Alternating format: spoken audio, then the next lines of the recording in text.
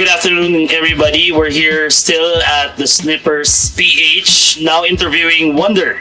How did you decide to become a barber?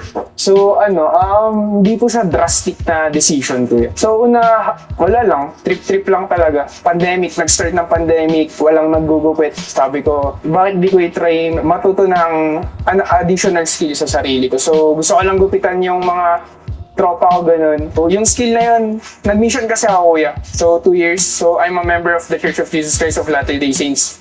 So 18 years old, required kami mag-mission ng 2 years. So kung nakikita nyo yung mga naglalakad-lakad ng mga Amerikano, naka-necktie, ganun. So may experience ako ng ganun. So sabi ko, gusto kong maggupit ng libre sa mga ka-mission ko, sa mga taong mamimit ko soon.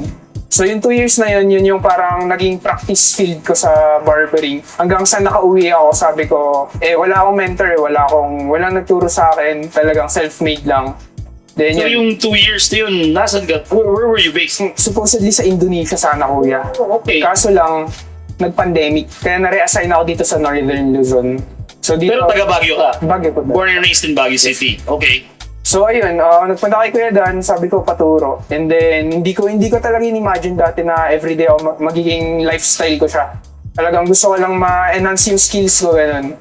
Hanggang sa nakita ko yung vision na ang dami palang magagawa. Ang lalim at saka ang luwang ng barber industry. Ano siya, unique career siya, profession, like engineering, architecture. So, hanggang ngayon, nandito pa naman. Yun nga, parang napag-usapan namin ni Dan kanina. So, misconception kasi siya ng mga tao. Mismo. At tingin nila, masyadong mababa ang tingin nila sa mga barbers natin. So, yung vision mo is same as Dan, na gusto nyo to re-educate people for them to understand na it's a very lucrative and very decent profession.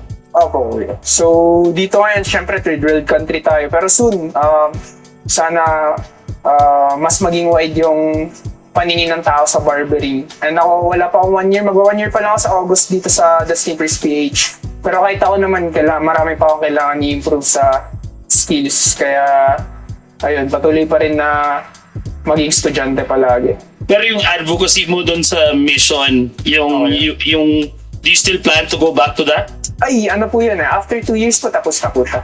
Oh, So, okay. after 2 years, and tapos na siya. Back Pero to siguro yung mission mo, like yung ginagawa mo na ginugupitan yung mga kids na hindi pwede magpagupit, maybe in the near future, pwede kayo magplano na gawin ulit yung project na yun as you guys, as the Snipper PH na gagawa kayo ng parang collaboration with other foundations or whatever, pwede kayong tumulong magugupitan ng mga bata, di ba? Opo kuya, actually last month nasa City High kami, nag-free haircut kami. And then yung sa mga sumunod naman doon yung Aurora. So yun, tuloy-tuloy po yun. At least once a month magkaroon kami ng Yan ang ginugupitan community niyo. service.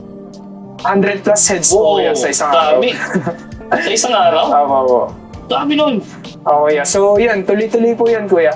Parang yun na rin yung isa sa mga way para mag-give back kami sa community as a barber. Ang galing ng vision nyo. So, Brother Wonder, what are your plans in the future for you? Kayo nila Dan dito sa The Snippers PH. Personally naman sa akin kasi yung iba sa amin may plans mag-States, mag-migrate ganun. Migrate to the States. So, ibang bansa ganun. So, siguro personally sa akin, hopefully na balang araw na kung nasan man kami lahat, yung organization na to is buo pa rin. At hindi lang siya dito sa Philippines, maging, syempre, kung nandun ka na o magkaroon ka ng sariling shop, yun pa rin yung i-rep namin, yung Snippers pa rin. Pwede siya maging worldwide, kuya.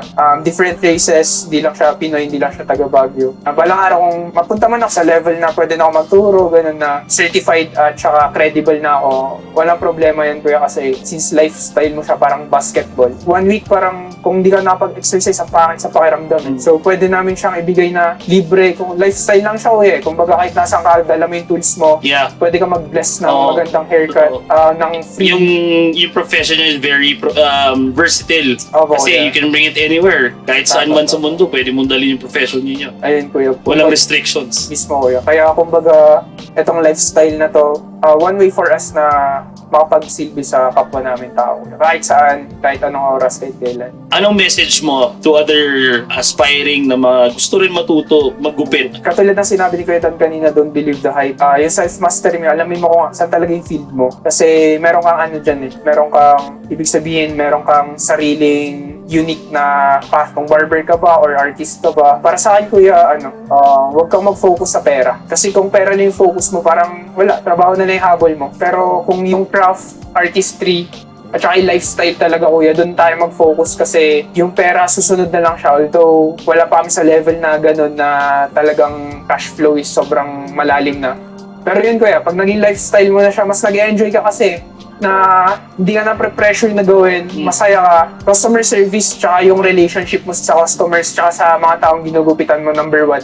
Huwag tayo mag-focus sa pera. Mag-invest tayo sa skills, sa tools, sa mentorship, at saka kahit anong galing na natin, dapat palaging ang mindset natin, estudyante pa rin tayo. Is there anyone you want to thank before we finish our interview? Pero salamat lang sa mga sa mga customers, sa mga unang mentor sa amin, sa mga kuya dyan na sumusuporta sa amin. Siyempre kung wala sila, wala kami kay Kuya Dan. At saka sa lahat ng sumusuporta sa amin. How about your family? Sa family ko rin, siyempre, sa support nila sa profession na to. I mean, soon, yung iba kasi, baka inisip lang nila na hindi ko sinaseryoso, pero yung vision namin is malayo. Sana ganun din yung makita nila after.